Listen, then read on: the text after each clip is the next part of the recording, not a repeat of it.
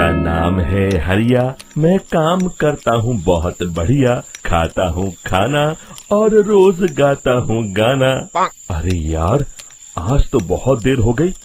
इस खतरनाक जंगल को देखकर तो मेरे हाथ पैर ठंडे हो गए हैं। अगर मैं वक्त पर गांव नहीं पहुंचा तो मालिक बहुत नाराज हो जाएंगे। तभी हरिया को एक आवाज सुनाई देती है। सुनिए हरु जी। अरे, ये आवाज किसने दी? तभी हरिया को सामने कुछ दूर एक औरत खड़ी दिखाई देती है। अरे भाई, ये औरत अकेली इतनी रात को इस जंगल में क्या कर रही है? चलकर पूछना पड़ेगा। फिर हरिया अपनी बैलगाड़ी उस औरत के सामने लाकर रोक देता है और उससे पूछता है। अरे सुनिए, आप इतनी रात को इस खतरनाक जंगल में अकेली क्या कर रही हैं?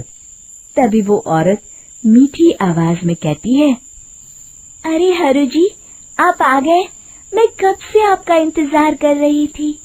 वैसे तो यहाँ से काफी लोग गुजर चुके हैं, लेकिन मैं खास आपका इंतजार कर रही थी। अच्छा, तुम सच कह रही हो? मुझे तो यकीन नहीं हो रहा है। वो क्या है ना, आज तक किसी ने मुझसे इतने प्यार से बात नहीं की।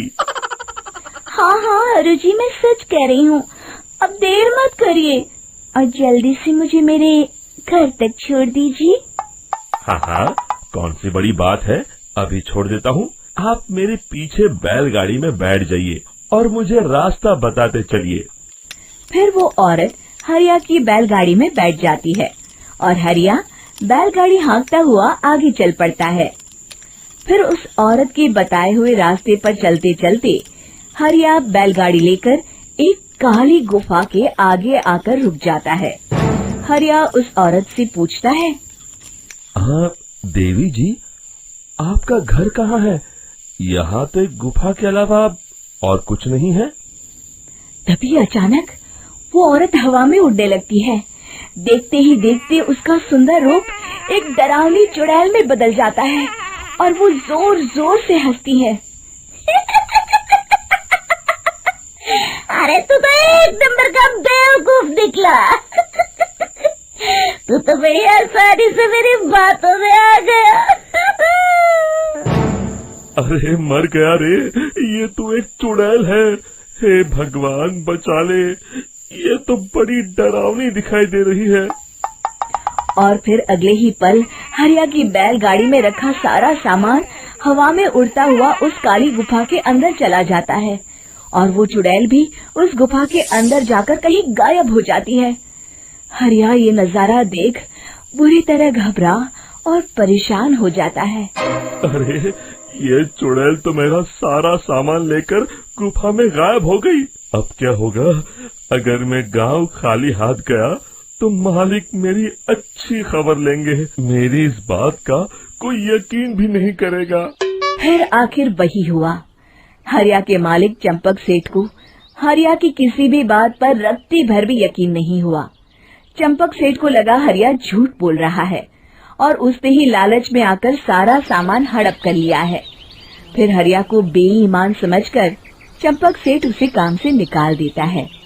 अगले दिन अपनी दुकान में परेशान बैठा चंपक सेठ गुस्से में बड़बड़ाता है। अरे, दुकान में तो सामान बिल्कुल भी नहीं है। अब मुझे ही शहर जाकर सामान लाना होगा। फिर वो अपनी बैलगाड़ी लेकर शहर चला जाता है। शहर से सामान लेकर जब चंपक सेठ वापस गांव लौट रहा होता है, तभी उसे एक आवाज सुनाई देती है। चंपक जी, ओ चंपक जी। अरे, ये तो कोई मेरा नाम लेकर मुझे पुकार रहा है। फिर उस रास्ते में वही औरत खड़ी दिखाई देती है। फिर क्या था, हरिया की तरह चंपक सेठ भी उस औरत के पास अपनी बैलगाड़ी लेकर जाता है और वो भी उसकी चिकनी चुपड़ी बातों के मुंह जाल में फंस जाता है। फिर चुड़ैल उसे भी अपनी गुफा तक ले जाती है और उसका सारा सामान लेकर गुफा में गायब हो जाती है। बेचारा चंपक सेठ लाचार होकर खाली हाथ गांव लौट आता है। फिर ये उस जंगल में रोज की बात हो जाती है। जो कोई भी शहर से कुछ लेकर गांव की तरफ लौटता, वो चुड़ैल उसे बेवकूफ बनाकर उसका सारा सामान लेकर गुफा में गायब हो जाती। एक दिन हरिया एक लकड़हारे को उसी जंगल की तरफ जाते हुए देखता है। फिर हरिया उसे रोकते हुए कहता है, अरे भाई, क्यों अपनी मौत को दावत दे रहे हो? मेरी बात मानो, आगे जंगल में मत जाओ, वहाँ एक बड़ी भयानक चुड़ैल रहती है। लकड़हारा हरिया की बातों को नजरअंदाज करते हुए कहता है, अरे भाई, मुझे पहले ही बहुत देर हो चुकी है, मुझे जाने दो भाई। शाम तक लकड़ियाँ काट कर शहर के बाजार में बेचना है। तुम अपनी ये कहानी किसी फुर्सत में बैठे इंसान को सुनाओ, मैं तो चला। इतना कहकर लकड़हारा वहाँ से आगे जंगल की तरफ चला जाता है। फिर अगले दिन गांव के मुखिया के घर के बाहर बहुत सारे लोग जमा हो जाते हैं। तभी हाथ में कुल्हाड़ी लिए खड़ा लकड़हारा कहता है, अरे मुखिया जी, अब आप ही हमें बचाइए उस जंगल वाली चुड़ैल से। हमारा सारा काम तो शहर से ही होता है। अरे मुखिया जी, उस चुड़ैल की वजह से तो मैं पूरी तरह बर्बाद हो गया हूँ। हम सबको मिलकर उस चुड़ैल का कोई इलाज करना पड़ेगा। तभी भीड़ में खड़ा वीरा कहता है, आप लोग चिंता मत करिए, कल से वो चुड़ैल किसी को नहीं लूट पाएगी। मेरे पास एक बहुत अच्छी तरकीब है। तभी चंपक सेठ उसका मजाक उड़ाते हुए कहता है, अरे तेरा नाम वीरा है तो क्या हुआ? तूने अभी उस चुड़ैल को देखा नहीं है? जाकर अपना काम कर, बड़ा आया।